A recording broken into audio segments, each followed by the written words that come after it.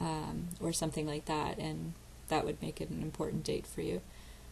But in general, the world doesn't see February 7th as a significant date on the calendar. When you buy a calendar, December 25th says Christmas, October 31st says Halloween. There's nothing on the calendar for February 7th for all of us. But I'm going to tell you that that's not exactly the case. February 7th does have a significance because it is the first day of Congenital Heart Defect Awareness Week. Yeah, that's a mouthful, I know. CHD is the abbreviation for Congenital Heart Defect or defects. And February 7th through the 14th is when we observe Congenital Heart Defect Awareness Week.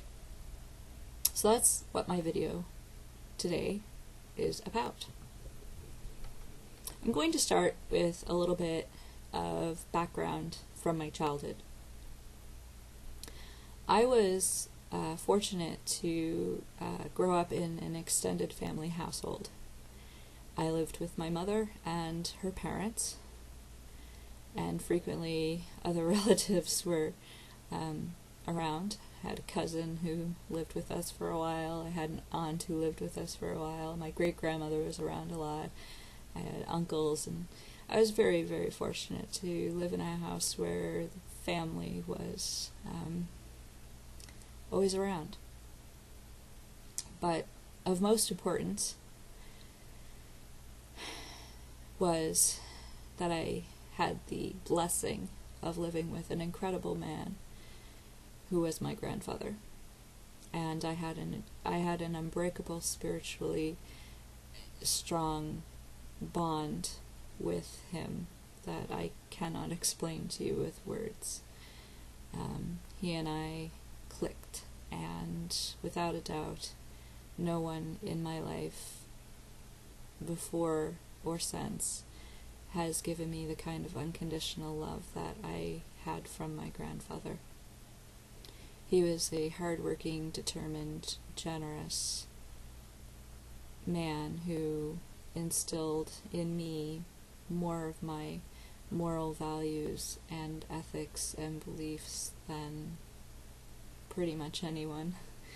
I'm not saying that to diss my grandmother or my mom or any of my other caregivers as children, but what I got from my grandfather was very, very special.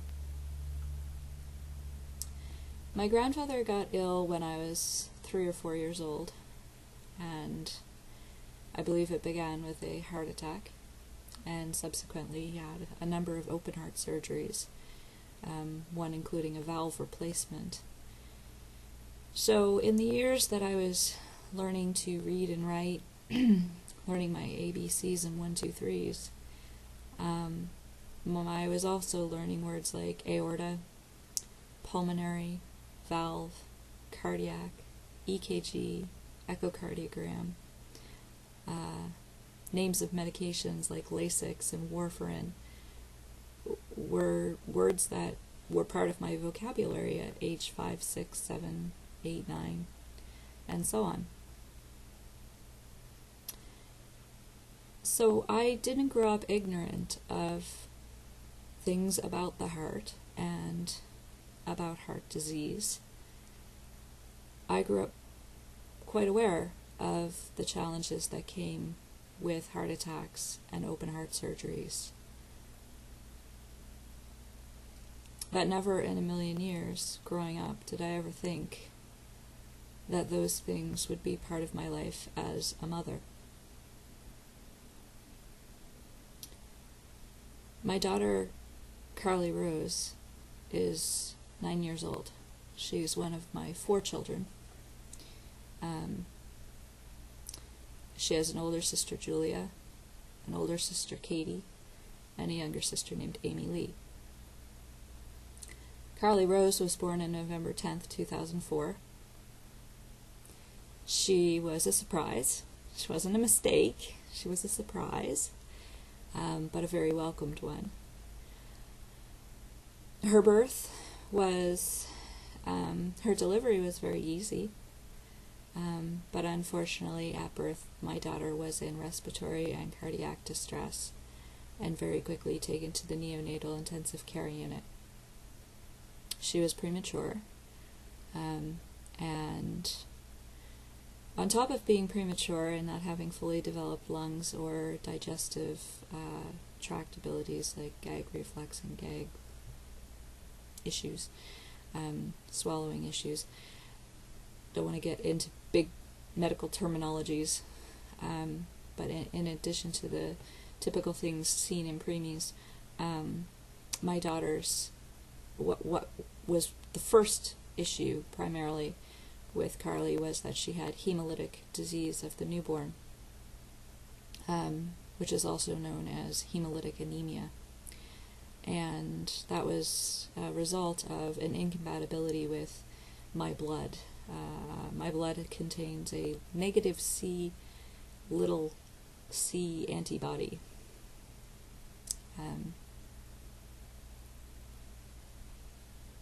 I didn't know.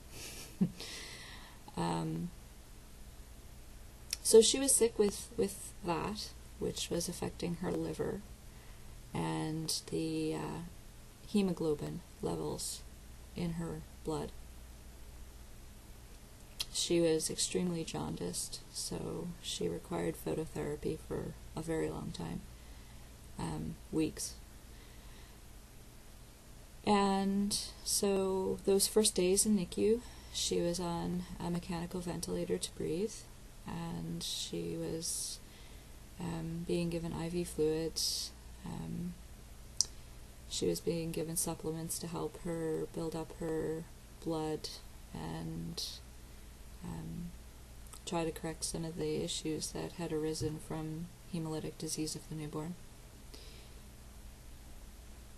Additionally, she was tube fed because she was unable to swallow bottle or breast milk. And there were a few other things going on here and there.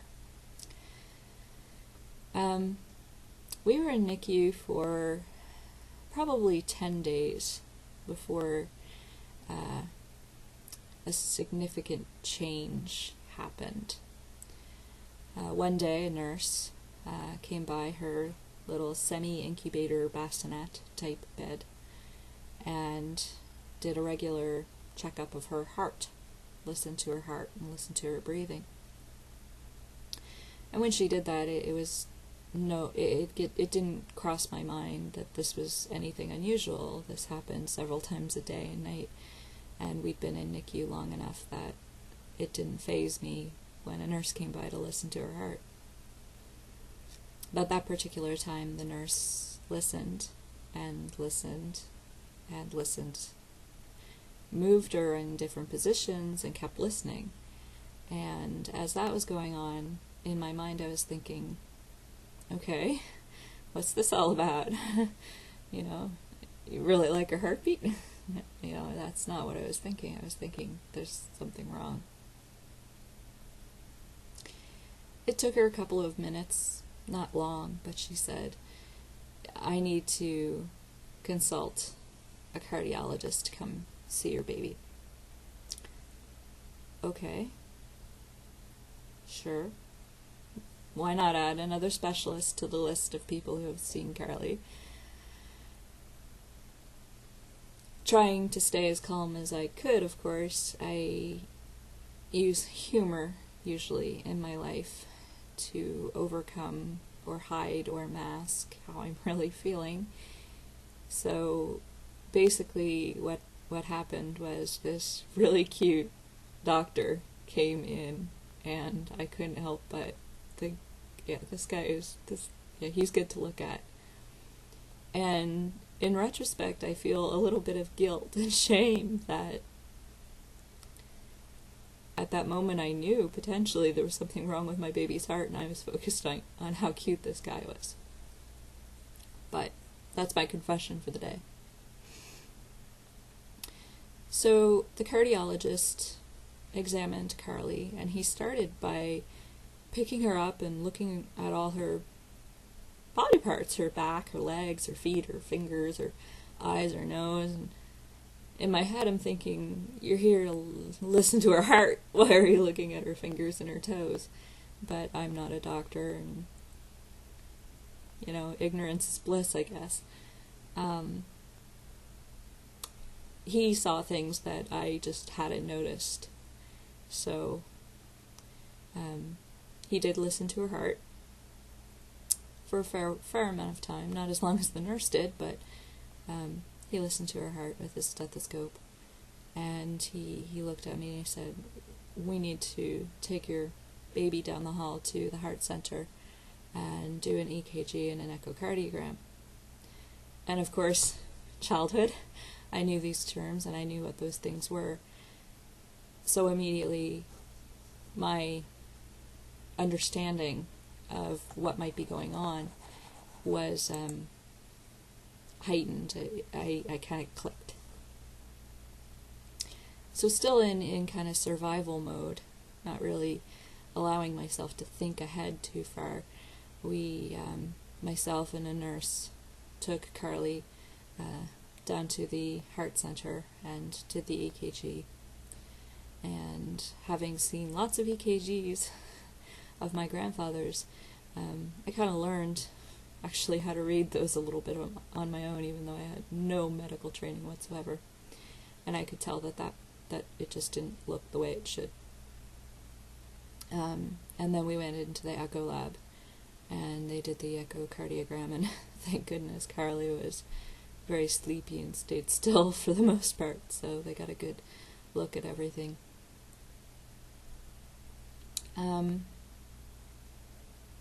Got that finished, got that done. Went back to our little cozy corner in NICU, and lots of things were running through my mind. What is it? What's wrong with her heart? I thought we were here because she was premature, and her lungs and her liver and her blood were messed up. What now? Now her heart's messed up too?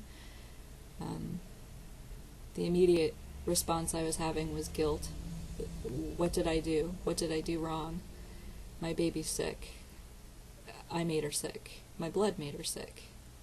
And now my blood made her heart sick too. And it was a very lonely and isolating time, and all I could really do was go through the motions and wait to hear from someone what they found on the echocardiogram. When the doctor returned, he came with other doctors, which in my mind immediately, this isn't good. And they talked to me, and they told me all their findings on the echocardiogram and with the EKG. And it's like I didn't hear a single word they said. It just, I was in a daze. I was hearing the words, and intellectually I knew what they meant. But I was just frozen. I was hearing all of the words, but the only message I was getting was, my baby's heart is wrong. My baby's heart is bad. And I didn't need all of the terminologies and explanations, because whatever they were saying, it only mattered that they were saying there was something wrong with my baby's heart. So at that point I was left with, she's premature, her lungs are underdeveloped, her digestive system's underdeveloped, she's still jaundiced, she's still anemic, and now she has cardiac issues too. I really, for a good long period, just felt, this is all my fault. All my fault. But inexplicably, what came to me was, wait, you know what? My grandfather went through heart attacks. My grandfather went through open heart surgeries and valve replacements and aneurysms and stroke, and he overcame and surpassed everyone's expectations. And he lived to be 73 years old. You know, he got sick when I was 3 or 4 and didn't pass until I was past my 18th birthday. And I drew on that as something that I could use to strengthen myself. Even though he was not physically with me, I felt he was spiritually with me, and whatever was going to come of Carly's cardiac problems, I felt spiritually my grandfather was going to give me his determination and his strength to overcome, so that I could give that to Carly, so that she too could overcome and have strength and persevere. And she did, because she's here, and she's 9, and she's going to be 10, and she's going to be 11. I don't allow myself to believe otherwise. I take it one moment at a time, one day at a time, 1 week at a time. I'm not going to use a lot of cardiac terminologies to explain Carly's heart defects. Partly because it would make this video very long if I tried to explain all of those things. But also because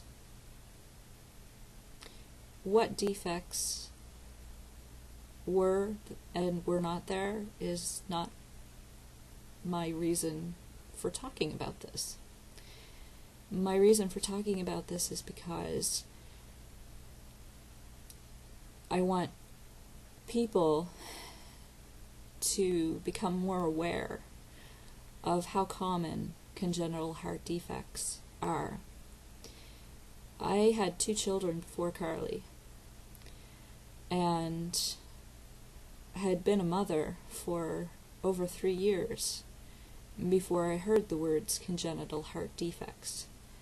And I didn't know the statistics. I didn't know that 1 in 100 babies are born with some form of congenital heart defect. I didn't know that statistically roughly 90,000 babies are born in my province each year with a congenital heart defect. I didn't know that there are like dozens and dozens and dozens of different types of defects. I didn't know how common this was. I didn't know that there's 180,000 adults living in Canada with congenital heart defects.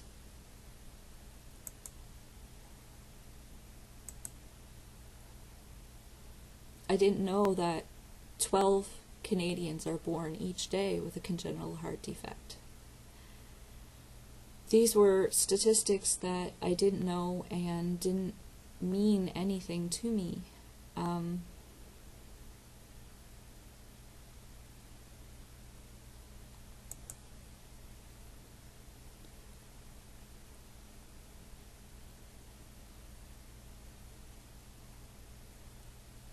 I didn't know. So my message is partly this. Maybe you're a mom to be, and inside you have a precious gift, and you feel him or her kicking and moving, and you're looking forward to that blissful day when you give birth and you hold your baby for the first time.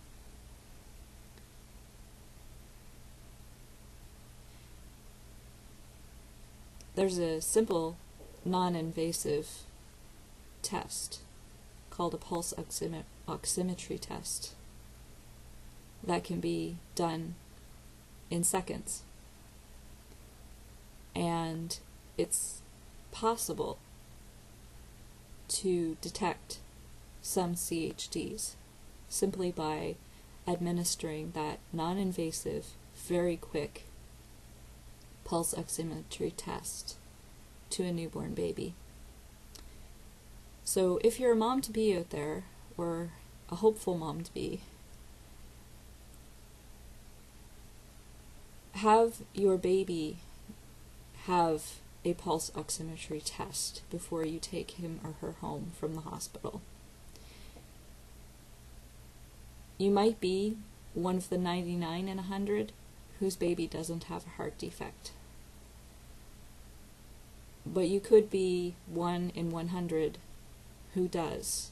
And going home without that test, you could miss out on an opportunity to detect something serious early in your child's life, as opposed to the potential of what could happen with an undetected CHD.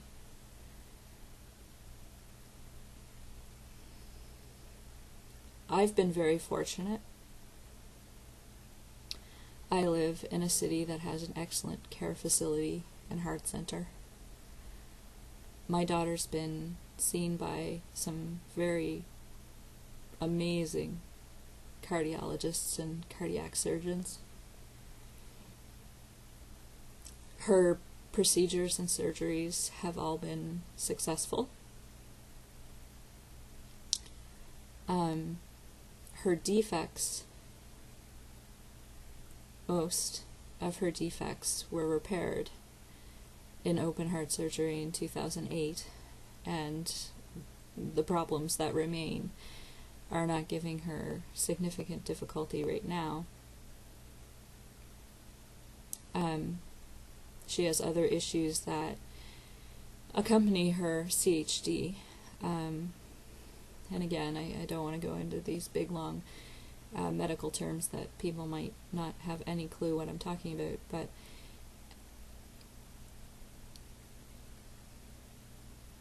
bottom line is CHD is common, and it can be detected and it can be treated.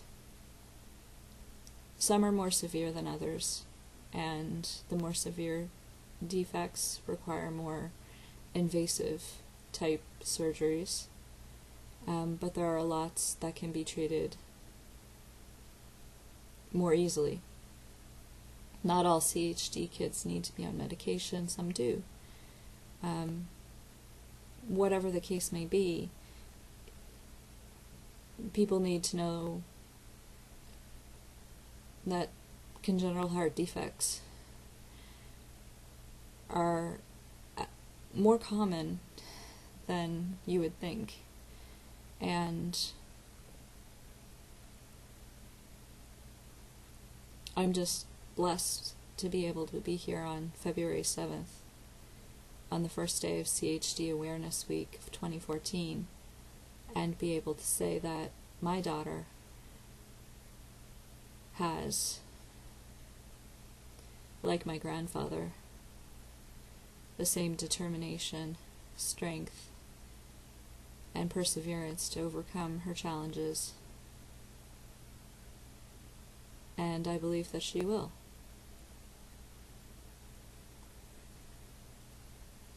So, my request is wear red, not because it's Valentine's Day next week, but to show your support for Congenital Heart Defect Awareness Week, and for the very many babies, children, toddlers, teens, and adults living with this medical condition. Thanks.